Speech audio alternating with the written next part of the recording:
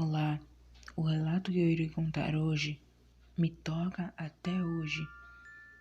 Bom, vamos começar. Eu era um residente nos estúdios da Nickelodeon em 2005, por causa da minha graduação em animação. Eu não era pago, claro, a maioria dos residentes não são, mas tive algumas vantagens além do aprendizado. Para os adultos não é grande coisa, mas a maioria das crianças na época se matariam por isso, já que trabalhava com editores e animadores. Eu conseguia ver os novos episódios dias antes de serem lançados. Eles tinham recentemente feito o filme do Bob Esponja, e com isso, a criatividade da equipe teria ficado um pouco esgotada, o que atrasou o início da quarta temporada. Mas o verdadeiro motivo do atraso foi bem mais perturbador. Houve um problema com o primeiro episódio da quarta temporada, que atrasou o desenvolvimento por vários meses. Eu e 2 outros estagiários estávamos na sala de edição, juntamente com os animadores e editores de som para o corte final. Nós recebemos uma cópia do que seria o episódio Medo de Hambúrguer de Siri e nos juntamos em frente à tela para assistir. Os animadores geralmente colocavam títulos engraçados, numa espécie de piada interna. Já que a animação ainda não estava finalizada, nada particularmente engraçado.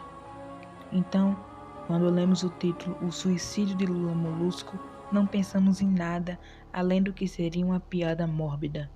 Um dos residentes até riu do título. A música tema tocava normalmente. A história começou com Lula Molusco se preparando para praticar com a clarineta em sua casa, enquanto Bob Esponja e Patrick brincavam do lado de fora. Lula Molusco colocou a boca na clarineta e só conseguiu tocar algumas notas antes de ser interrompido por alguém batendo em sua porta. Ele desce as escadas e abre a porta, encontrando um vendedor ambulante. O vendedor, um peixe escocês gigante, pergunta se ele poderia ter um momento com Lula Molusco, mas este diz que não está interessado e bate a porta na cara do vendedor, andando de volta para seu quarto.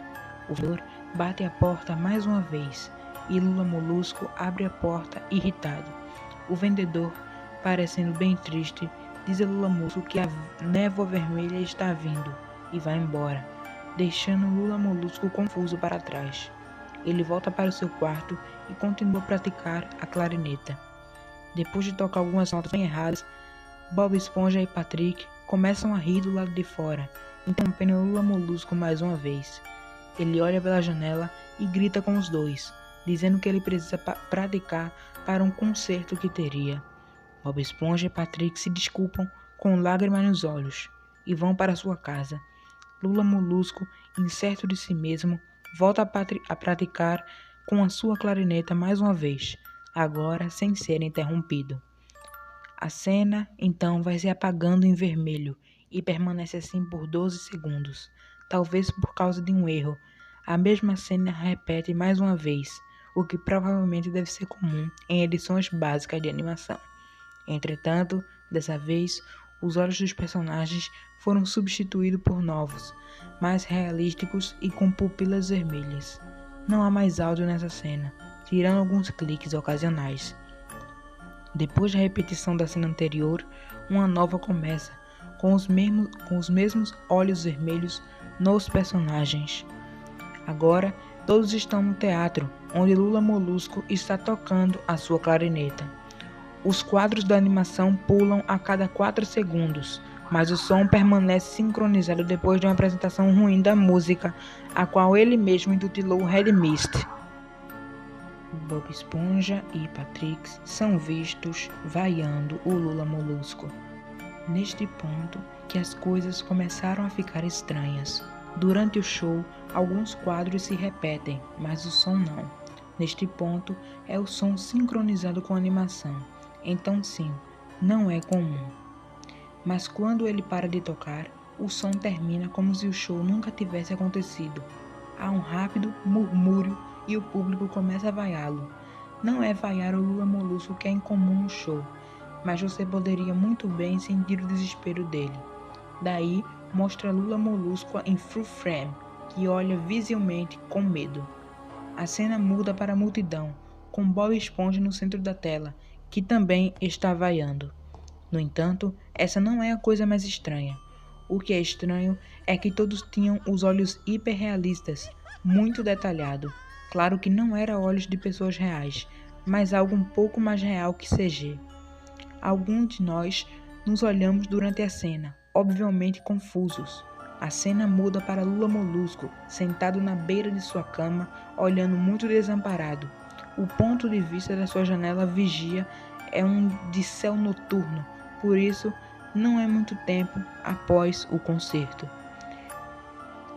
A parte preocupante nesse ponto é que não há som, literalmente sem som, nem mesmo o feedback dos alto-falantes na sala. É como se o alto-falante fosse desligado, embora o seu estado lhes mostrou funcionando perfeitamente. Ele ficou apenas lá, piscando, nesse silêncio, por cerca de 30 segundos. Então, ele começou a soluçar baixinho. Ele começou a colocar os tentáculos sobre os olhos e chorou em silêncio por quase 1 minuto. Ao mesmo tempo em que o som de fundo começa a crescer muito lentamente, a partir de nada para quase inaudível, soou como uma leve brisa por uma floresta. A tela começou muito lentamente a aumentar o zoom em seu rosto. Seu choro fica mais alto, mais cheio de mágoa e raiva. A tela começa com algumas distorções, como uma TV com sinal ruim, e logo volta ao normal. O som fica mais alto e lentamente mais grave, como se uma tempestade estivesse se formando em algum lugar. A parte assustadora é o som e os soluços de Lula Molusco, que parecia real, como se o som não viesse dos alto-falantes, ou se os alto-falantes fossem apenas buracos e o som estivesse vindo de outro lado. Por baixo do som de vento e soluçar muito fraco, ouvia-se algo que parecia rir. Após cerca de 30 segundos nesse clima, a tela fica borrada e se contorceu violentamente e algo brilhou sobre a tela, como se um único quadro fosse substituído. O animador principal pausou e voltou quadro a quadro. O que vimos era horrível. Era a foto de uma criança morta. Ele não tinha mais do que 5 anos. O rosto estava desfigurado. Um olho arrancado e o estômago aberto com entranhas caídas ao seu lado. Ele estava deitado em uma espécie de pavimento, provavelmente uma estrada. A parte mais assustadora era a sombra de um fotógrafo. Não havia fita de isolamento nem marcadores de evidência, e o ângulo era totalmente diferente daqueles de uma foto de policial. Parecia que o fotógrafo era a pessoa responsável pela morte da criança. O episódio continuou.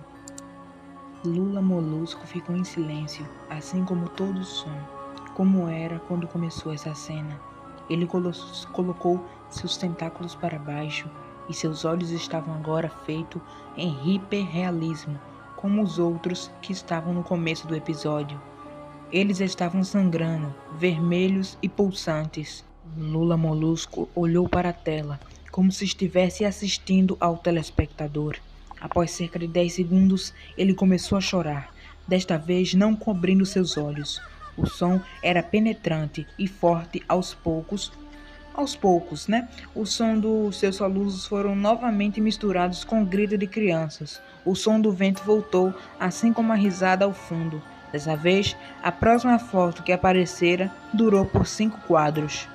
O animador conseguiu parar a cena no 4º quadro. Dessa vez, a foto era de um garoto, da mesma idade da primeira criança. Mas dessa vez, a cena era diferente. As entranhas estavam sendo puxadas para fora de um corte no estômago por uma mão grande. O animador continuou. Era difícil de acreditar, mas a foto seguinte era a mesma, mas havia algo de diferente nela, algo que não conseguíamos perceber exatamente. O animador voltou ao primeiro quadro e os acelerou. Eu vomitei no chão e os editores da animação e som ficaram mortificados com o que viram. Os 5 quadros, quando acelerados juntos, pareciam quadros de um vídeo. Podíamos ver a mão lentamente erguer as tripas da criança.